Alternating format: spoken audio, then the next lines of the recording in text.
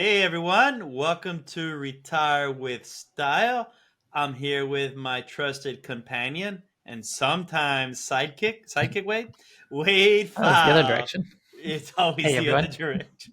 It's always the other direction. Just wanted to see if I could get one on you. How you doing, man? Doing good. Ready to rock and roll here with another episode of Retire with Style. And what are we talking about today, big guy? Yeah, we are talking about, with the retirement income style awareness, what happens when you have a situation where you have a couple who do not have the same retirement income style, which is something that you can expect. I always say, like, when people are deciding to spend their lives together, usually they're not checking to make sure they have the same retirement style in advance. So there's ultimately 6 combinations, and we just want to talk about thinking through some of the strategies and things that can be done with each of those cases to make sure that there's ultimately a compromise strategy that both people can be comfortable with. Yeah, and at your house, just want to make it clear for everyone, the compromise strategy is your wife wins, correct? Well, that could be a big part of it, but we can get into that too, though, because sometimes one of the two styles might actually serve as more of the compromise, and we'll get into all that throughout the episode. But no, I get your point as well.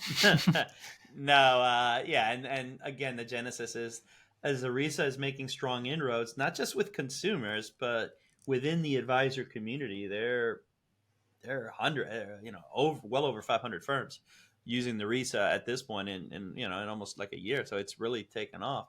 We're getting a lot of feedback with regards to interpretation because it's very easy. Okay, one person takes the RISA and the strategy is based on that one person. But as we know, that's not how the world works. There's two folks. And so from that standpoint is, and those, as Wade likes to make the joke, when you're kind of dating your spouse, you don't ask them.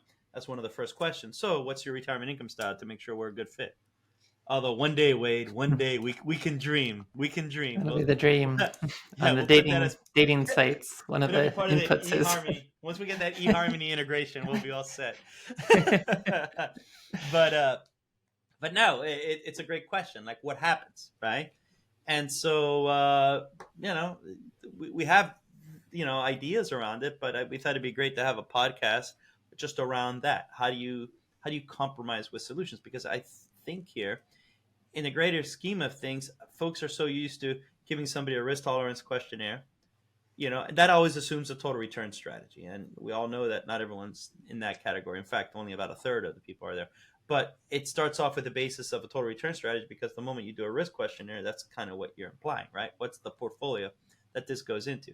And if spouses differ, usually you split the difference, and that's not really a compromise. That's kind of a cop out, if you ask me.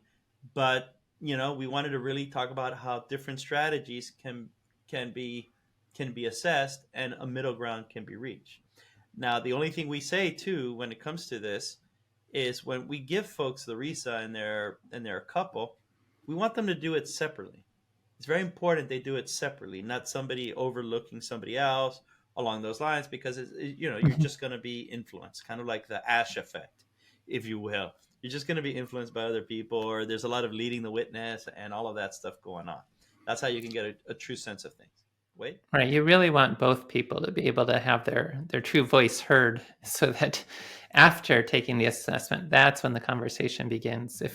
If you work together on one assessment from the starting point already, you kind of lose sight of somebody's going to dominate and their style is going to be the one reflected on the results. And what about the other person? They didn't really have the opportunity to get a fair chance to have their style reflected as well. So both individuals should separately take the RISA, and that would be the starting point. And this is the Retire with Style podcast. If you're a new listener, welcome. There are a lot of past episodes where we talk in detail about the RISA. For longtime listeners, we don't want to bore everyone, but we should give a 30-second overview of what the RISA is, because we're going to be talking about the different combinations of styles.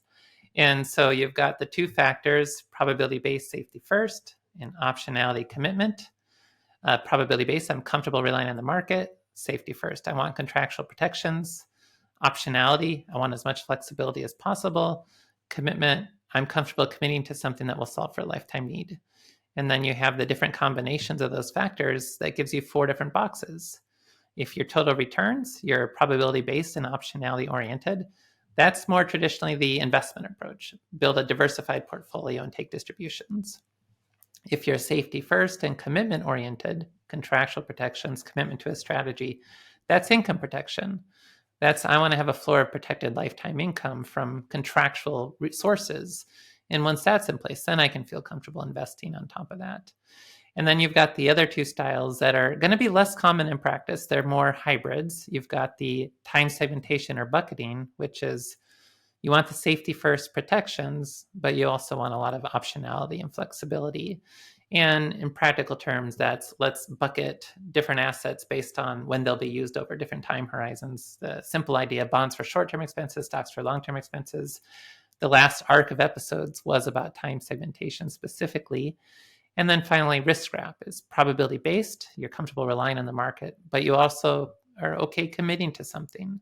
So it's I want this market exposure, but I also want guardrails around that. And then that's risk wrap. So we've got total returns, income protection, time segmentation, and risk wrap. Now, 2 different individuals take the RISA, they will each be identified as a retirement style. And it's possible just by the flip of the coin, sometimes they'll both have the same style, but more often than not, they will not have the same style. And that's where we want to get into. There's 6 different possible combinations of styles. And with today's episode, we want to make reference to each of those 6 combinations and then talk about some of the strategies that might be a way to compromise between the 2. Yeah, and look, remember the underlying assumption here is that there's many ways to get retirement income, right? I mean, Wade and myself are different. I'm income protection. Wade is risk wrap. And so how do you find that compromise? It's Wade. It's like you and your wife, right? You want to see Bridgerton. She wants to see Peaky Blinders, and you settle on The Great. Something like that. Something like that. Yeah. All right. So what's the first combination that we can start talking about? Yeah, well, so this is somewhat random in terms of the order, but we thought we'd first talk about how total returns links to each of the styles and then work from there to get the other combinations. So the first one is one individual in the couple, spouse or partner, is total returns. The other is time segmentation. So you've got the upper right and upper left quadrants of the RISA matrix. Both people have that optionality orientation, but time segmentation is more safety first. Probability based. Total returns is more probability based. Okay. What are the first things that come to mind to try to begin to find a middle ground here? The first thing that comes to mind for me is really going back to Harold Iwinski in the 1980s wrote about something that he doesn't call, he specifically says it's not time segmentation, but it might serve as a compromise here. He talked about this idea of a 5-year mantra, that if you had 5 years of spending in cash, and it doesn't necessarily have to be 5 years, but the idea is if you have this pile of cash sitting on the sidelines, you could use that to help build a bridge to cover spending if markets aren't cooperating. So it does kind of sound like a bucket of money to cover upcoming expenses. But he didn't view that as time segmentation. He called it a risk management strategy well, maybe I'm changing the wording a little bit, but it's like risk management for total returns. You've got your total returns approach, but as part of risk management, you have a bucket of cash available as reserves to help bridge any sort of market downturns and so forth. So to me, that sounds like a compromise between time segmentation and total returns. I think so, and it's more palatable right now simply because of where rates are. You're not looking, previously maybe somebody saying, well, that's dead money. But even right now, I think it's something that, maybe because we're anchoring where rates were, I don't know, 3 years ago, but the reality is, I think it's a more palatable thing. I agree. That comes to mind. Keeping cash on the side. And I'd venture to say a lot of clients kind of, at least in my client, they kind of do this in the sense of obviously the money that we have it to manage in the markets. We don't necessarily keep money in cash by ourselves because it's like what you don't need to pay us a fee to keep money in cash, right? And so you always get the sense that they have cash on the side for a few years just in case, from that standpoint. So I think it's one of those that practically it's used quite a bit. Now, from a strategic allocation standpoint, other than cash reserves, because cash is still an allocation, but let's pretend it's not. I think this fits very well into some of the work you've previously done with regards to a rising equity glide path, because I think that can begin to serve two masters here. The rising equity glide path really makes sure that you have that probability based exposure. And at least for the short term, you're taking more of a significantly more prudent view of your finances by having a lower equity allocation being in bonds and then letting those mature, and just by default you increase your equity allocation to the like, so you're giving Right. yourself that initial at least bucket of safety. You want to expand upon that, Wade? Right, right. And I think in this context, it's more you have a bucket, a fixed income bucket to cover upcoming expenses, but you don't have any plan to replenish that. And so as you spend that down, you're shifting over to, it's kind of initially your time segmentation, but since you're not going to replenish that bucket you created, you're going to transition into total returns. And once that's spent down, you now have a total return strategy. And having that initial bucket in place can help you manage that sequence of returns risk in the early retirement years, which is what really is driving that time segmented desire with the concerns, the safety first concerns. They want to have protections against sequence risk, and that bucket can provide that sort of protection. And the only other thing I would add, and we just did a whole arc on time segmentation bucketing, so you can check out the previous articles, but we did mention here, and I think it bears mentioning, whenever we talk about it, is when we're saying a higher exposure to bonds, specifically for this piece of it, we're talking about individual bonds, so you can actually, take the yield, but also let them mature, not necessarily bond funds, simply because, as you saw a few years ago, they're in, Even this year. yeah, well, I don't even want to look. But they're subject to Not as interest rate bad, risk. but You were talking 20% drop, a few years back. And so that doesn't do you any good either. So you're looking at having things to maturity. When it comes to specifically to an income strategy, bond funds are fine within the context of a overall investment portfolio to reduce deviation and the like. But here is specific to income piece. Now, wait, if somebody reads up on the stuff and sees, hey, but I read something on a bond tent, how is that different from rising equity glide path? How would you? Because I think that serves as that sort of middle ground as well. Yeah, it's really the same thing. The bond tent idea is when you look at your asset allocation, if you build like a front end bond ladder that you're going to spend down and not replenish, it's kind of this tent that you're creating. It would be an upside down tent, or I guess if you're defining your bond allocation, it would be a normal looking tent. Your bond allocation starts at the highest level, but then as you spend down that bucket, it comes down and then it flattens out on the ground of where your bond allocation is going to then become fixed as part of the total return strategy. Okay. So you get something that looks like a tent when you're plotting your bond allocation instead of your stock allocation. So then if someone is thinking this and they take the RISA, and by the way, we'll have a link below to take the RISA as well. So if you have someone's in time segmentation, someone's in total return approach, the middle ground, just a kind of level set here, the middle ground is effectively a rising equity glide path, having a cash buffer and the like, and that you put those two together, and you're effectively creating a nice compromise on that end. And then 4 years pass, you can decide to revisit that, or maybe the person that was in time segmentation feels comfortable enough that they're like, okay, we've kind of, the market was in our favor the first few years, we've gotten past that critical period, I'm fine now with regards to being more total return centric. Or it could be the other way, that the person who was total return just appreciated having that cash on hand, and yeah, let's it's just say helping you that get yeah, go on. to the fragile decade, that when you're most Exactly. vulnerable to that sequence risk. So it's not so much kicking the can, but it gives you that optionality, which is, remember, that's what they both have in common. Where they differ is probability safety first, but they're both sort of, really clinging to that optionality piece of the equation here. Mhm. Anything else to add on that compromise, Wade? No, I think that covers it. You're like King So Solomon here. we got one down, five to go. All right. Next up, batter up. What do we got in The the next next, one? yeah, the next one is actually probably of these six that we're talking about going to be the most common one that you'll see. It's total returns and income protection. And these are the two most common styles that we observe in practice. And also, one of the few demographic differences we see is by gender, men do tend to tilt more in the direction of total returns. Women do tend to tilt more in the direction of income protection.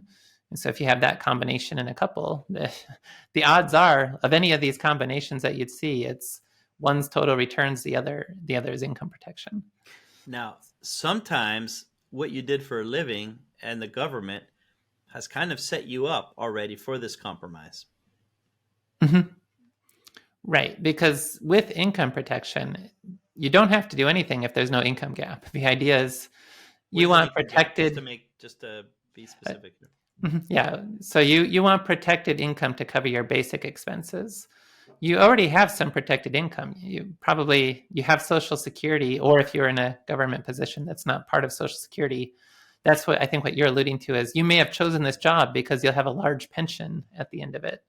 So between Social Security and a traditional lifetime pension, you may have sufficient protected income in place that there's no need to enter into the commercial annuity markets. The income gap is once you account for your protected income that you already have in place. Is that enough to cover the spending that you want to have protected? If not, you look to fill that gap with generally like a commercial annuity product that provides a protected lifetime income, more in the fixed annuity world where the payout rates could be higher than in the variable annuity world. So income protection is about filling any gaps with protected lifetime income through an annuity. Total returns, though, there doesn't really seem to, they're not worried about filling that gap because they don't even really emphasize that gap. They look at what's my overall spending goal. I'll just take distributions from my investment portfolio. I'm not really distinguishing between my essential spending and my discretionary spending. I'm just looking to meet my overall spending. If I have Social Security or pension, great. But beyond that, I'm comfortable and happy just spending from my investments to cover the rest. Now, you've done some work on this, which I think bears mentioning because I think at least when people hear the word protected income, they think they're sacrificing upside here. They do. How does that work? If you come to a good compromise between these two strategies, where there's a portion, let's assume there's de minimis Social Security and there is no pension, right? But somebody is in the protected income, and the other one is total return. How can a compromise be adhered to that actually sets them up for potentially a more optimized retirement income experience? Yeah, so as much as possible, thinking about any sort of protected lifetime income as part of the bond allocation becomes important because, especially with like a simple income annuity, it really is a bond. The insurance company is taking your premium and putting it in their general account, which is generally a bond portfolio. There may be a little bit of allocation to other things, but it's primarily a bond portfolio. And your payout rate reflects the general level of interest rates at the time of the purchase that's going to become part of that payout. So if I'm a total return individual, I don't think I need an annuity. I'm fine with my stock bond mix. But to help protect that other individual in the couple, all right, let's reposition some of the bonds into the annuity. And then that person can feel more comfortable and you have more risk capacity. Your lifestyle is no longer as vulnerable to a market downturn. And so once you've met the needs of the income protection individual, you can now invest the rest more aggressively. And you're not necessarily even changing the amount of stocks that you own. It was you were allocating from bonds into the annuity. And then if that total return person can set that aside, that okay, we did put something into an annuity. Now that we've done that, now I can truly have my total return strategy with the rest. I think that's a pretty reasonable way to think about a compromise there. I think that's an excellent way. It also it while you were saying that, two thoughts came to my head. Wow, Wade, I forgot to mention that you shave. Just The other before one, they re-recorded. yeah, exactly. I was like, wait, something's different.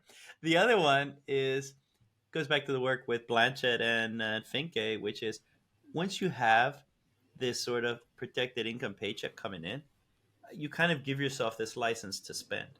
Because if you're just doing total return, yes, you can be confident, but you always, I think you have in the back of your head this little voice that says, well, let me just hold some back just in case, right? Right, and especially if you're doing total returns, but it's not your true style, I think that would be a bigger issue. Yeah, Is, oh, I'm always 100%. somehow worried about you're not allowed to spend that money. 100%. And so not only do you take more conservative allocation, you actually don't even enjoy the money that you could spend. And so this on both, what's the right word, on an accounting level and on an existential level, I think is a great compromise because it wins on all fronts. It's, I like it a lot, when it comes to that. What's another thing that can be done? And it begins with a Q. Mhm. Yeah, so another way to just treat the income protection with less assets is some sort of deeply deferred income annuity and the QLAC, the Qualified Longevity Annuity Contract, which is the IRA equivalent of a deferred income annuity that gives you the extra deferral on required minimum distributions as well. That can provide that tail of longevity protection so that if I have a QLAC that's going to kick in at age 85, I don't have to worry about what if I live to 105 and I run out of money. I can now tailor things more towards I got to make sure my money lasts to age 85. Then if assuming the QLAC income's big enough, I can kind of coast after that point with the QLAC. And because it skips all these payments, if it only begins making payments at age 85, it's going to be much less expensive than purchasing an income annuity that would begin payments immediately for the rest of your life.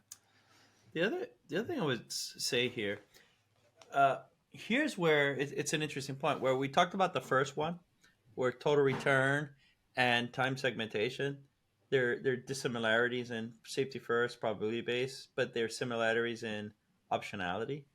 Here, they're diametrically opposed in the sense of one is probability based and one is optionality, and one is uh, safety first and the commitment orientation. So there's no kind of similar anchor that they can use. And so something to think about here when I'm looking at this is the folks in the protected income, they're on the lower side of the matrix, and you tend to have more of this longevity aversion, right? Running out of money fear, right? Whereas on the total return approach, it's not that they're not worried about, running, they're not worried about essential expenses. It's just they're not concerned about it. The example of, breathing air. I'm not worried about, I know oxygen is important, but I'm not worried about running out of breath, in this podcast, right? And so those folks that are in the total return are more concerned about discretionary stuff, these sort of higher level goals. And that's where they need that exposure to the market. So coming to some sort of middle ground around those two competing forces. If you're an advisor, I would try to get at the root of it. If you're, talking to your spouse, I would try to get at the root of it. I think we'll go a long way towards QLAC, how much of the bond replacement do I want to do, et cetera, et cetera. Wait. And back to the point you were making too at the beginning about like just mathematically, a lot can be said for income protection. Okay. You're not necessarily giving up the upside potential. It's if you're not selling stocks to purchase annuities, if you're selling bonds to purchase annuities for individuals who face longevity risk, where they don't know how long the money needs to last, annuities can work much more effectively than bonds to meet that particular goal in the face of longevity risk. And so I tend to argue that mathematically, income protection is a stronger strategy. Now, with respect to the retirement styles, if somebody's total returns, fine, do your total returns approach at the end of the day. It's up to you, and that's a viable strategy as well. But when you have people who are both income protection and total returns, then I have to get back to the point of, well, truly speaking about this, income protection is a better way to do things. So go ahead and meet the needs of that individual, and then you can go hog wild with the rest for your total returns approach. Hog wild, Wade? Hog wild? Yeah, yeah. You can It's the Iowa boy do talking. all kinds of dramatic asset allocation strategies. Nice, nice. No, no, I think that makes a lot of sense. I mean, I kind of it's there's a beauty in the simplicity of just look, take a little bit from here, take a little bit from there. Now we said annuities, just for the uninitiated. What specific annuities on protected income are you kind of referring to as bond replacements? Well, the natural one, these are the simple income annuities, single premium immediate annuities, deferred income annuities, and QLAC, qualified longevity annuity contract, is a type of deferred income annuity. You exchange a lump sum premium for a guaranteed income for life. It's the simplest kind of annuity. There's no quoted fees on them, but if you reverse engineer, it's usually a relatively cheap way to provide lifetime income protections. That's generally what I'm talking about here. Also, it's worth looking at fixed index annuities with lifetime income protections because their payout rates, though in theory, should not be competitive with income annuities. In practice, they sometimes are. Okay. Again, I wanted to bring that out simply because we're going to be talking about now different types of annuities when we get to different types of potential middle ground compromises. Numero That we cuatro. are. That we Oh, you are. skipped one. We're at Okay. number Oh, three now. numero tres. I know my Sorry, sorry, Spanish. sorry. You tried to Sorry, see sorry, if sorry. I. No, no, I messed up. I Trace. messed up. I messed up. I messed up. Numero trace. Numero tres. Yes. This is going to Okay. be total returns and risk wrap. So this is where on the right-hand side of the matrix, both total returns and risk wrap are probability-based, so comfortable relying on the market. But total returns is more optionality-oriented. Uh, Risk wrap is more commitment-oriented, comfortable committing to a lifetime strategy. Yeah, so here you have that common ground now, some sort of market exposure, if you will. What do you think here? What could be some nice compromises here? Yeah, I would imagine it would have to do with guardrails. Yeah, I mean, so they both of these are comfortable with relying on the markets, but the risk wrap just somehow doesn't want to be fully dependent on relying on the market. So having some sort of guardrail, a couple options there. We're seeing more and more developments in the area of, well, in the true investment world, like a buffered ETF, but in the annuity world, the RILA, the registered index linked annuity. These are they change the normally investment returns have a bell curve distribution, a long tail to the left, negative returns, a long tail to the right, positive returns. Most of the returns centered around the average that sort of looks like a bell. These structured annuities or structured ETFs just change that. They cut away some of the downside risk in exchange for having less downside risk. They take away some of the upside growth potential, but still, for someone who wants a guardrail, it can be worthwhile to accept less upside potential in favor of having more protections on the downside as well, less of a downside risk exposure. So that's a practical way to get a guardrail. The other would be just in the world of traditional deferred variable annuities with living benefits, looking for something that has more investment freedom so that you can invest more aggressively, but with the lifetime income protections. If markets do well, you get step up opportunities for higher income. If markets don't do so well, you have a floor on how low your spending can go. And that floor is often lower than with the other kinds of fixed annuities we were talking about previously. But the trade off again is you have this guardrail to then give you more upside potential, a lower downside floor, but more upside potential, growth potential that can appeal more to the risk wrap style. I think it's spot on. What would you say to somebody listening in and their response to you is, but the returns aren't distributed like on a bell curve, they're leptocurtic. They're fat tails. No, I had I'd to say do it. that still looks like a bell. Yeah, yeah, no, no, no. I would say Yeah. shut up. That's what I would say.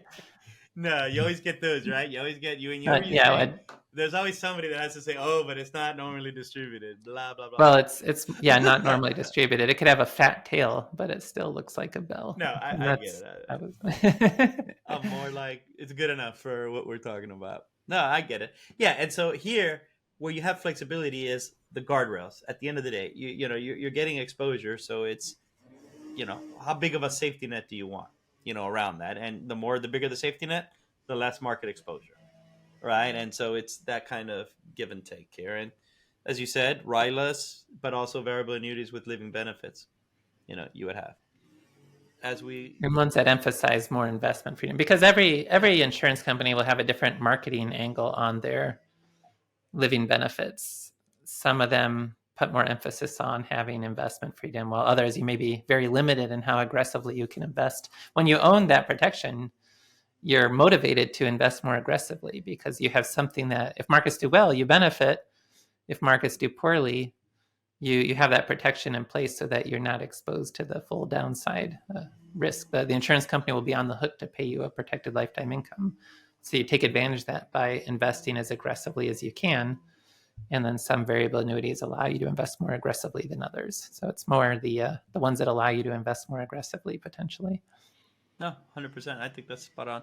Now we talked about here, well, we talked about total return and risk wrap. They're all to the right. They all have that common denominator of probability based. Now, what happens if they all have the common denominator of safety first? But they differ on optionality and commitment. That would be time Mm-hmm. segmentation and protected income, otherwise known Yeah, as now we're numero cuatro. numero cuatro. No more total returns. We're now right. It's Yeah, time segmentation that's right. Let's move and away from protected total income. return. Let's move away from the Kinfishers of the world. That's right. Oh, by the way, I don't And know if as you heard on this. the day of our recording, the Dave Ramsey's of the world too. Yeah, yeah, He's I was gonna back mention at that to you. Oh my it. goodness, did you His see that on 8% social withdrawal rate. media? But it's almost like, and FYI, Dave Ramsey had a little rant. It's on Twitter about, oh, just take 8% a year and you're fine because the market's returned 12%, inflation's 4%, so 12 minus 4 is 8, and off you go, right? Obviously, that's stupid, and it doesn't even merit. No, it is what it is. I'm not gonna pussyfoot around here, but it doesn't even merit a response, But the FinTwit world is going up in arms, saying, "Oh, look at this guy," and they're using it like as a punching bag. But to me, the guy's irrelevant, so it's just who cares, right? When it comes to that. But you're right. He's It's an kind of like, example of an extremist total returns position. yeah, exactly. You're really comfortable relying on the markets. Yeah, exactly. You're married to it no matter what. Okay, so time segmentation and protected income on the left hand side. What do you got? What do you got for me, man? Yeah, so with time segmentation, it's more about front end protections. With protected income, it's more about lifetime protections. And so, how do you develop a compromise between the two? There's a few things we can look at there. One, if we're leaning more in the time segmentation direction, it could just be having a bigger front end like ladder, or front end like a bigger short-term bucket. Yeah. Your front end ladder, instead of being 3 years, is going to be 8 years. Let me set that up actually a little bit more because I started thinking. So just to think conceptually, so time segmentation, that person is thinking of having protected income, like contractual income in windows of time, right? If you go to protected income, sorry, contractual income, you go to the protected income piece, that person wants a complete floor in perpetuity. So how do you balance somebody that wants contractual income in windows of time versus someone that wants contractual income over perpetual floor? And so you can't have both. So what do you do here? Right. And yeah, then the first, there's a few different approaches, but the first one is this just, well, whatever the length of ladder that time segmentation person would have picked, extend it some to create Yeah. more comfort for the income protection. It's still not a lifetime protection, but you've got a bigger front end ladder. Yes. So if somebody initially their own proclivity is, look, I want 2-3 years, I want 3 years of protected income. That's what I want my ladder to be. But the other spouse is, I want like a pension. I want an income floor. I don't want to mess around every 3 years. Then the answer is maybe get a 7-year ladder or something like that. That's one way of doing it. Extending that way you give yourself more time, and hopefully it's that's a both of them kind of are good with that middle ground piece there. And you do that. You can do that with a bond ladder. And again, by bond ladders, we're specifically, I always say this, but we mean like safe security, like government securities. Or you can do that with a MIGA, which is effectively the insurance version of a CD ladder, if you will. Yeah, that's a multi-year guaranteed annuity. Yeah, MIGA, multi-year guaranteed annuity. Sorry for the acronym. Okay, does QLAC also work there? And how Yeah, so? yeah, back to the QLAC again. So Oh, another the option HLAC the other is, way, yeah. yeah, it's coming in right from the other direction. Income protection wants that protected lifetime income. Was like we were saying earlier, you get the protected lifetime income, but by starting that income at a later date, it lowers the costs of the protected income. And it provides you that tail of, if I start this income at 85, it may not cost me a whole lot, but now I know I've got a protected lifetime income starting at age 85. And that could satisfy the income protection desires, while at the same time, because it takes less money to do that, it still leaves plenty to build that front end time segmented ladder as well and have growth portfolios as well. It could be another angle at getting at a compromise there. And then the final approach here would be a fixed index annuity potentially, where you don't necessarily use the living benefit, but you're thinking of it more part of that front end um, bucket. But every annuity does have an annuitization option included. And so it's kind of like you have the option to turn on a lifetime income that you may or may not ever take advantage of. But it's there, and the fact that it's there is maybe going to help that the income protection person feel more comfortable, because you have the principal protection with a fixed index annuity. A big market downturn isn't going to suddenly deplete that asset. You know what its worst case scenario will be if you never get any step ups. And so you can always kind of keep track of, well, if I were to annuitize this contract, here's the protected income that I would get. And so you're not buying the lifetime annuity, but you're holding in the back of your mind that you have this option to buy the lifetime income protection. And that could potentially be another way to compromise by having this sort of deferred fixed annuity, or a MIGA. It can get you the same sort of Yeah. thing. Your front end buckets could be converted into lifetime income floors if I you think do personally that's so where I later would go. desire. For whatever reason, that sings to me the most of these options. You know, if you in this type of compromise. But again, to each his own, right? Mm-hmm. I'd stick to the 8% Right. distribution. I don't know. Yeah, in that most recent clip, it was advice for somebody at around age 30 who was ready to retire and was wondering if they can use an 8% withdrawal rate. Really? I We'll didn't. see. See how that plays out. Yes, yes. Some more to dun dun dun. All right. Number 5. So now let's go diametrically opposed the other way. Time Yeah. segmentation and risk wrap. So you have here, to me, this is interesting because these are both behavior strategies. You know, they're not necessarily, they're kind of a blend of total return and protected income. It's just how you want to do this. And again, to me, it's quite interesting. But with time segmentation and risk wrap, fire away. What are some thoughts that come to your mind? That come to mind?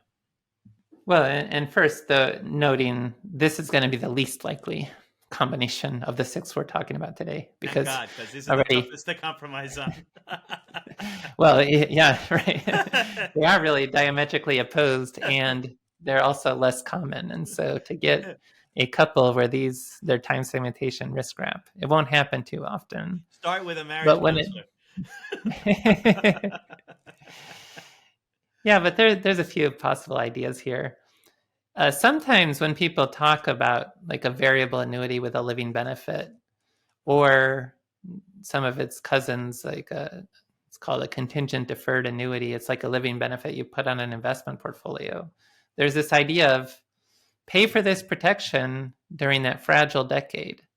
And then if markets do fine, you can drop it.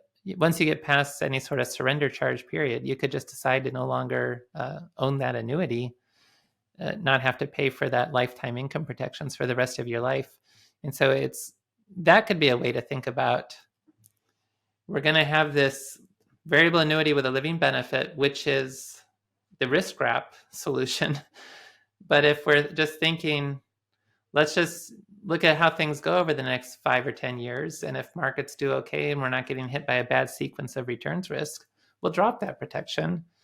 You could kind of frame that as a bucket. a short-term bucket to provide that safety first sort of protection for those early retirement years.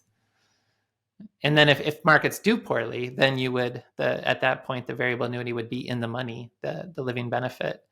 You're likely to then be able to have that lifetime income protection from it.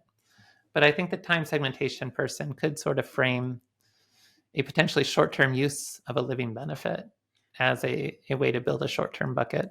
It's interesting as we're saying these too.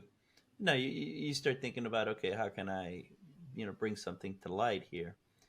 And there's blending strategies, which is kind of we've been discussing, but we've also discussed an order of strategies. Try this one first to sort of accommodate that thing, to accommodate that preference, and play it by ear.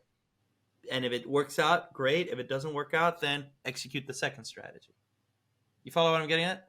Like there's this ordinal piece to it. You're not kind of like blending where you're doing total return income protection. That's a true blend because you're saying, okay, that's going to be part of your bond allocation and the overall piece. The annuity is part of your bond replacement strategy, etc. Right? Here, it's almost like try this as a starting point, see how it goes, and then if it goes accordingly, if it goes, stupendously, great. If it doesn't go stupendously, then execute this strategy. Right? I kind of get that vibe listening to you speak. Am I off on that? No, that's a fair assessment of, and it's that, and it's just having different options and thinking about, well, which one do we feel is a better compromise in our personal case? But yeah, I mean, if that's not really going to work for you, or if that's not on the table, we talked earlier about the idea of cash reserves, and this might be another area where you can emphasize that as the more broader, the buffer asset idea, which could be cash.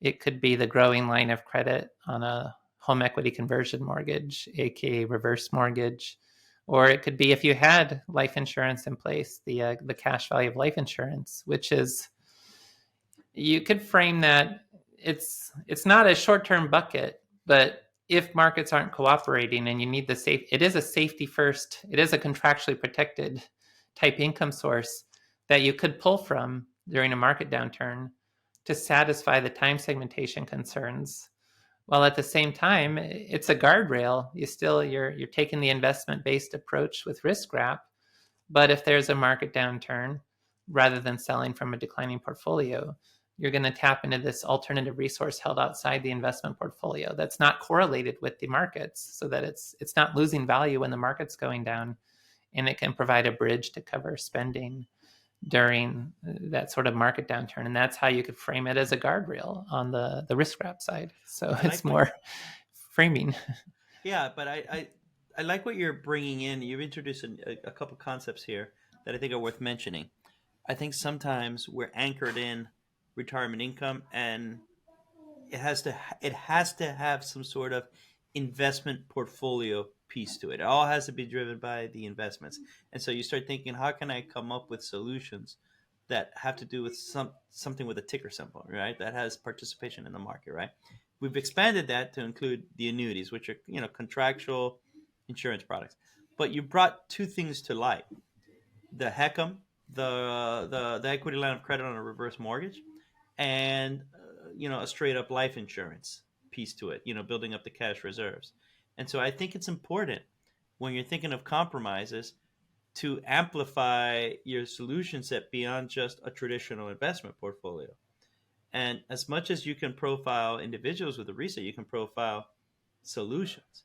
And so what Wade just did here is you brought two non-investment centric solutions, such as the insurance policy and the HECA, and shown how that could be used, to come to this middle ground, if you will.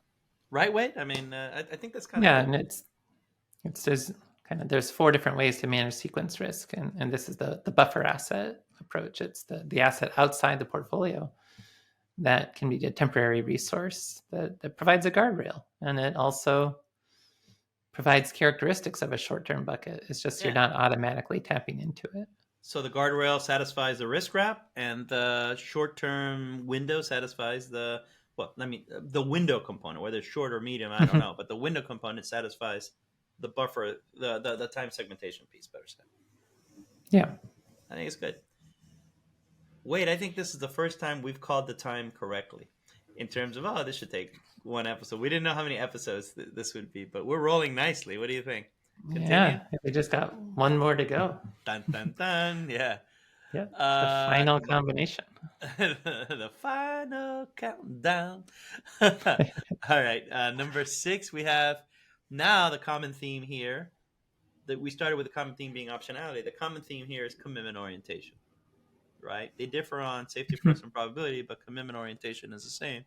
And this is protected income and risk wrap. Take it away. That's right. And if you liked Alice's singing there, please let us know in the podcast reviews. If you want more Alex singing. Who doesn't like Europe? Who doesn't like Europe? I think that's who does that, right? That's a Arrested Development reference as well. Yeah, right. That's that. when Job comes out to do his illusions.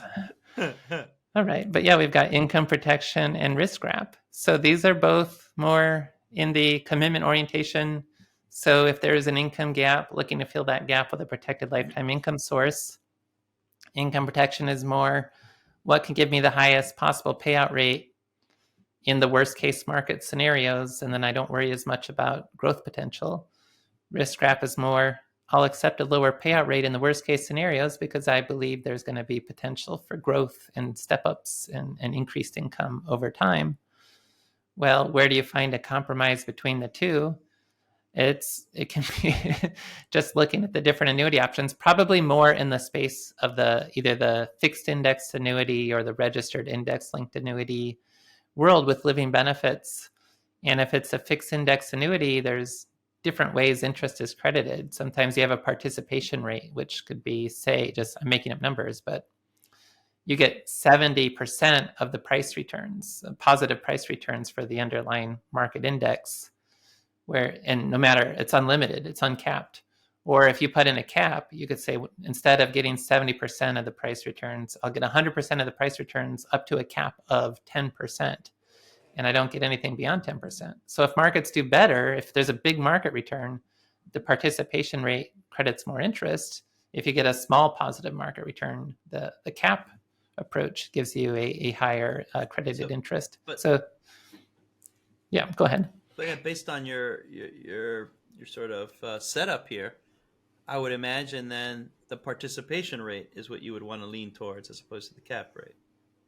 If you're right. Too, it's more risk wrap-y. It's kind of a more risk wrap orientation to go with the participation rate over the cap. So that's the sort of thing. Looking at compromises that are giving you an adequate amount of downside protections, but also giving you more upside growth potential as well. So somewhere in that sort of middle ground between fixed index annuities and registered index linked annuities.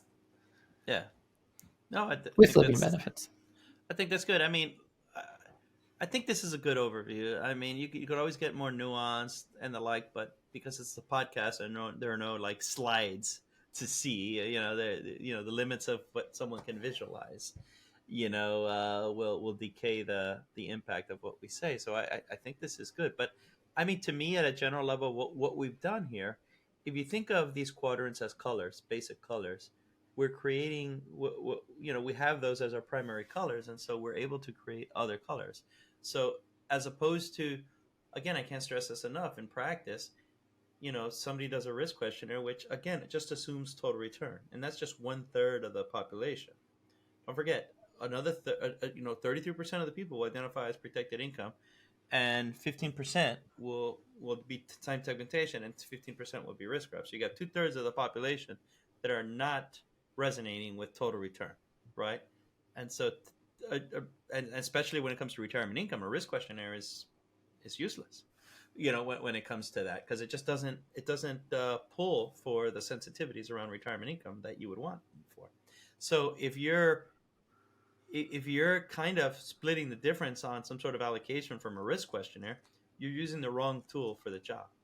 And so I think a much better way to go about doing it is something like this, where, think about total return being yellow and think about protected income being the color blue. And so now it's a matter of not splitting the difference between yellow or splitting the difference between blue, but trying to find the right shade of green. Yellow and blue make one color. Ah, now Yeah, I you, understand you that saw that? slide you made that has those circles with colors. I You didn't didn't had no get idea that? why you were. Really? Now Come I on, man. understand the slide. Really? Are you being serious? It's like you added a slide where there are these Yeah, circles yeah, yeah. I know what intersecting you're with talking different about. colors. I know. You know what I was worried. Am I I gonna get just the thought you were colors being right when I cute. say this? No, no, no. That's what you're doing. You're really like, what you're doing is you're trying to get the right shade of green, and the right shade of Yeah. green when you're playing with yellow and blue is okay. What we just discussed on this podcast. This is how you want to be thinking about this. Again, I can't stress enough. There's no right or wrong answer, but this is the type of mindset that you need to give it to, and this is the type of thinking everyone will have. We could do this podcast again, and we would probably come up with slightly different answers, to be completely honest here. Not slight, but we'd have different ways of explaining it. The point being, now what's important is not that. What's important is the decision making that we took to come up with the solutions, and that's kind of what this framework helps us do to a large extent. Wade, you want to take us home? Absolutely. Yeah. Yeah. So thanks everyone for listening. And hopefully this was helpful. I learned something about the different shades of colors and hope you did too. And we'll catch you next time on Retire with Style. So have All a good right. week, everyone. All right, everyone. Take care.